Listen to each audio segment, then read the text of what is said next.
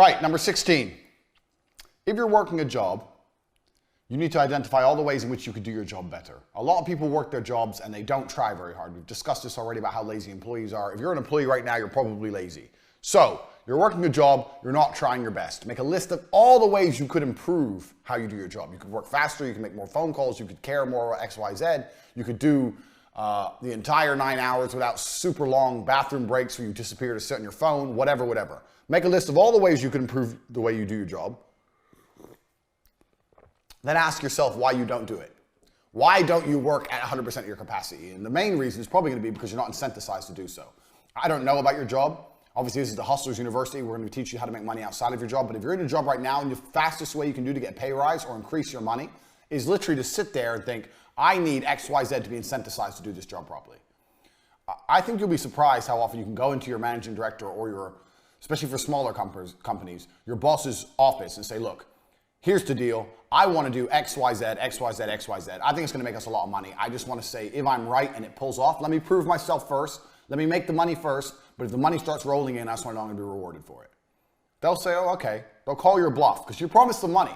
When you go in there and you say that, all you've done is say, look, I want to make you some money.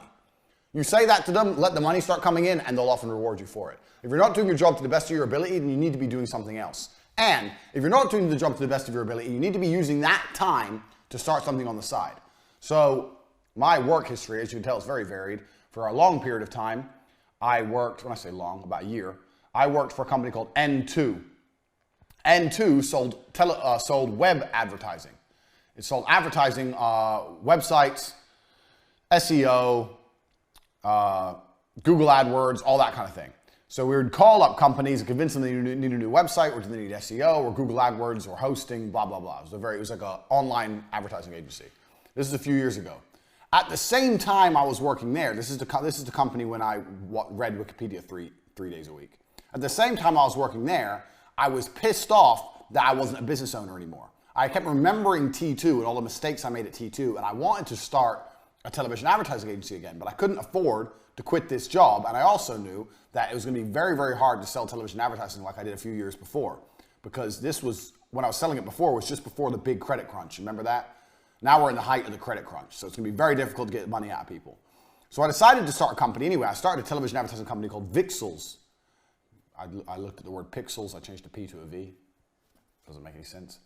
Vixels television advertising, and what I would do is, my brother would pitch television from home, and I would still work my normal job, and in between not doing any work in my normal job, I'd provide leads and fulfill leads, etc., etc. So not only am I working a normal job, I had another company on the side at the same time.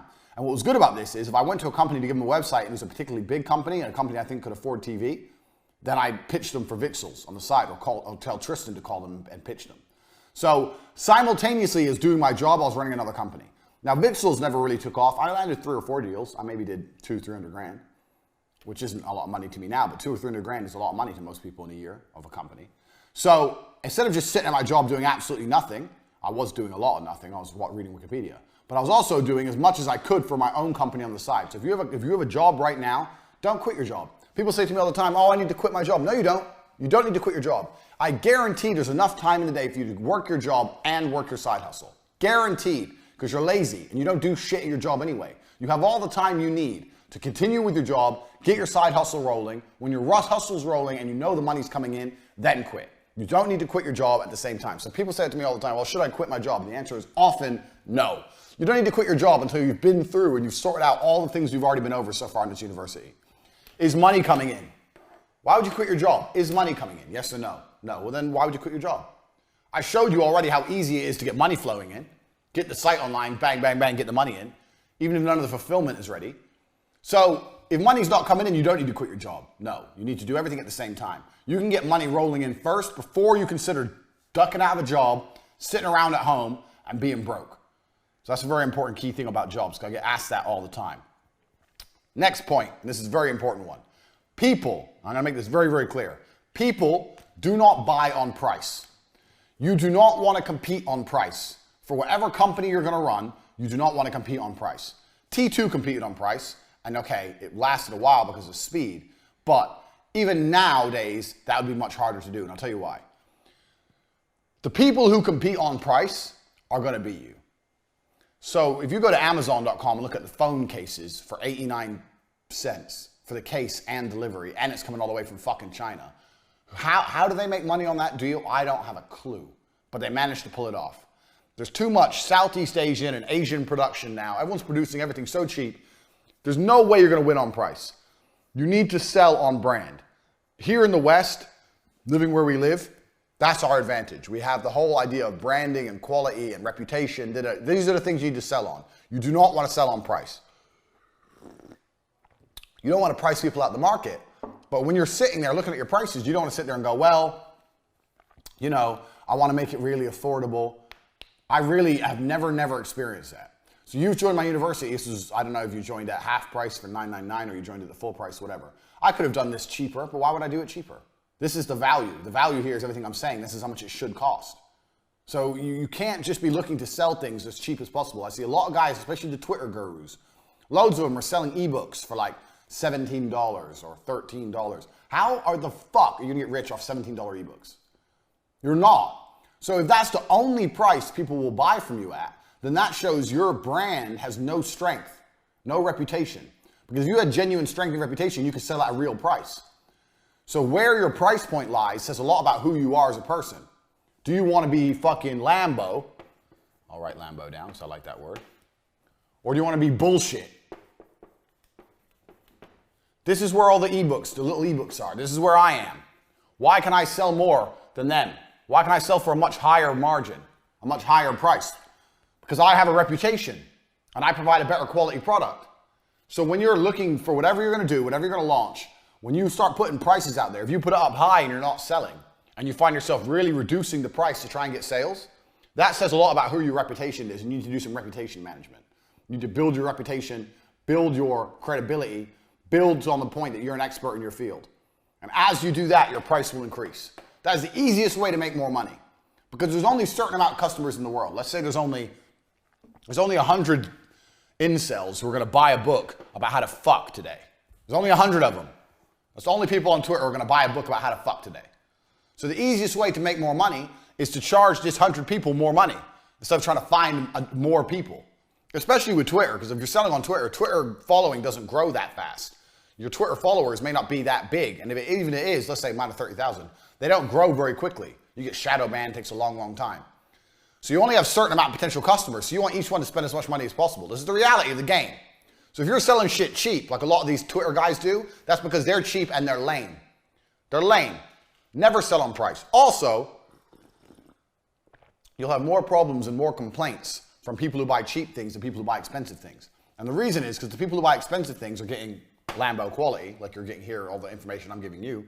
The people who buy the cheap things, they're just buying it because it's so cheap. They don't believe in the person. They're just like, oh, what's the worst I can do? I'm only losing 13 bucks.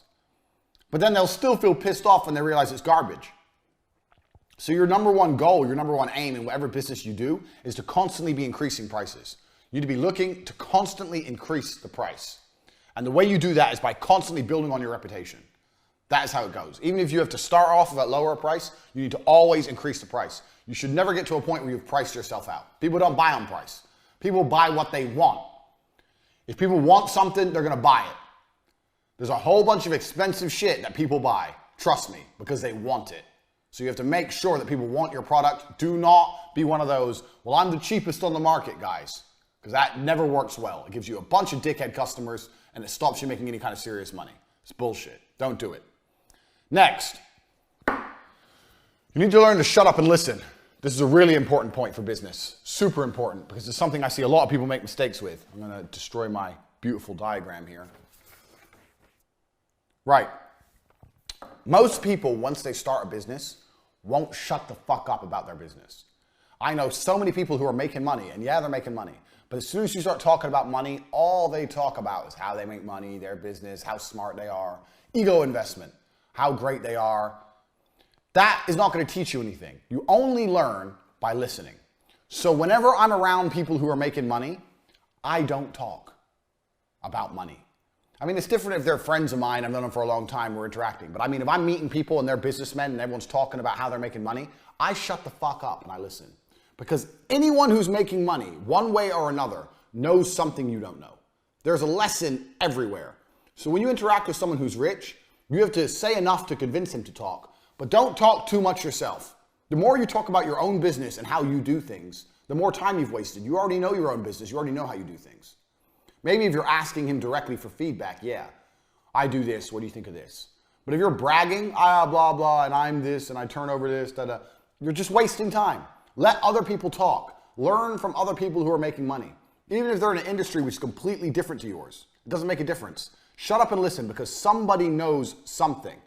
Even Dan, who I ran T2 with, Dan was a crackhead. Dan taught me shitloads about advertising and shitloads about sales. He taught me loads of things. This guy's got a fucking coke problem. He's out of his mind and he taught me things. There's nobody you cannot learn from.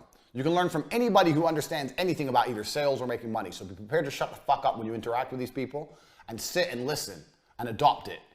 Be super prepared. Next. I'll tell you another little thing we did at T2 actually. This is something that just came to my mind. We had T2 and we had another company called Angel. I was 20, I was a dick. I don't know why I called it Angel TV. So we had another company called Angel TV. And what we do is, we'd pitch TV companies as normal. And if we ever had a company which was really close to doing it, but for some reason just wouldn't go over the edge, wouldn't buy, then we'd call them up and pitch them from Angel for a tiny bit of a discount. So let's say we're pitching someone at 19 grand, we're trying to get them, they won't do it. Then we call them up from Angel and say, hi, we have a one-time special offer, 18,000. And try and close them that way, even though there was no profit in it. But the point is, that's another little thing you consider, another little business tip. If you have a company like that, if you have a partner, a business partner, or you have some members of staff that they perhaps wouldn't interact with if they're talking to you in the initial organization, if you're really trying to get this order and you just can't get it in, you can always try and pitch as some other company and take the business that way. I know a lot of people who are doing that, I won't say who, in lots of different industries, who are coming along, trying to close the business, closing a lot, but those stubborn motherfuckers are coming along with another company and scooping them up. Keep that in mind. It's something else you can write down and think about. We'll come back to Angel later on in your university curriculum. Next, attention is free advertising. So you need to get good at getting some attention somehow. I get attention because I'm the Don. But you need to find a way to get attention because all advertising is buying attention, which is fine. But buying attention is more expensive than getting attention for free. And when I say for free, I mean free financially. Getting attention is still going to take time with your money. But you need to find a way to get attention. I think you already understand this. You already understand viral marketing, no such thing as bad press, blah, blah, blah. But finding a way to get attention is a fantastic way to start generating money. Now, what most people do is, you see a lot of people, they find ways to get attention, but they don't monetize it. So for this, I'm going to put in an example of my Star Wars thread. We're going to start putting it on the screen now. When you look at my Star Wars thread, I said something that pissed off the nerds. You can see I pissed off the nerds. Started to go viral, started to get traction. And for every single tweet afterwards, all I'm trying to do is promote my website. I'm doing it in a funny way. I'm doing it in a way that annoys them. I'm doing it in a way that's going to get some interaction. But I'm still trying to promote my website from start to finish. That is the end goal. Get attention and then do not be afraid to shamelessly sell. But you have to find a way to get some attention first. Now, that's not easy in the modern world because everybody's vying for each other's attention. Especially on the internet. Everyone is competing for attention. But attention is key. So finding a way to do it is important. I had a guy who had this is the most simple, stupid example, but it's true. It's one of these guys in Romania and they wrap cars and they're in an industrial state. And he painted the entire side of his wall with a huge mural, like a spray paint mural of a car being wrapped. And I said to him, that was badass, how much did it cost? He goes, it cost me $3,000, but it's increased my business big time. I've made all my money back big time. I was like, why? He goes, people look at it when they drive past and then they see it's artistic, it's creative, and they want to work with us. He got attention. He fucking painted his wall. But anything it takes to get attention. If you have a sign on your company, is the sign big and bright and bold enough? Probably not. There's no such thing as bad attention. In the world we live in now, we live in an attention economy. If you have lots of attention, you can turn that into money. If you have no attention, you're not going to have any money. We're in an attention economy. You don't even need good ideas now. YouTube has proved attention economy. You have fucking morons out there doing nothing on vlogs, talking shit and being complete losers. But because people watch it, because they get attention, they're millionaires. Attention is the currency of the modern world. So if you're going to start any kind of business, one thing you need to consider is, we talked earlier about money in, all your money out. This is your only real business, the money in. And how you don't want to be investing any of your money in anything that doesn't lead back to here. If you can see that bottom one there. But you know what's going to lead to this? You know what's going to increase the number of sales coming in? Attention. Attention is key. Attention is going to accelerate everything. So you need to keep that in mind. Don't be afraid to do things that are a little bit crazy to get people to pay attention to you. Now, obviously, I'm not saying join ISIS or something stupid to get attention. Keep it in mind. But attention is the currency. Attention is the magic formula, that the catalyst that's going to take any company and blow it up fast. So keep that in mind when you're looking to launch your company or you're already running your company. Does my company get enough attention? No. Okay, so which company in my industry does get attention? This one. How do they get it? Oh, well, they pay for advertising, or for example, or they did this viral campaign, or they sponsored this. How are the people taking the attention that you want? How can you get the attention? Find a way. If you have to go and run a marathon dressed as a fucking dinosaur with your company name on the back, then go do it. It's effectively free and it's good for you. Don't be lazy. You have to do something to get some attention. Attention is the key. That's going to be the difference between a failed business and a successful business. Even with the cam girls. People say to me all the time, cam girls, that's not real business. Girls just get naked and they just make money. No, that's not true. Girls used to say, oh, what, you just get naked and you get money. No, it's not like that at all. Making money as a cam girl is difficult. It's a real business. How many girls are online right now? 100,000 maybe? You're trying to compete with all those titties and pussy. It all looks the same effectively, tits and pussy. It's all the same. How do you compete with that? How do you get the attention of men when they have so many choices? They can click, scroll through all the titties. So how do you get the attention? So as a cam girl, with all my cam girls I was training, we would have meetings. How do we get attention?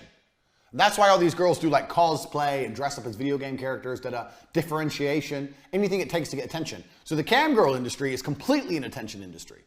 You have to find a way to get attention. You have to think about it. So with the cam girls, we did lots and lots of different things. Very small things that made a big difference. Remembered customers' names, remembered the names of their pets, paid attention to them, said hello when they came in the room, called them by their first name, so they all felt valued, so they kept coming back to try and build some loyal followers.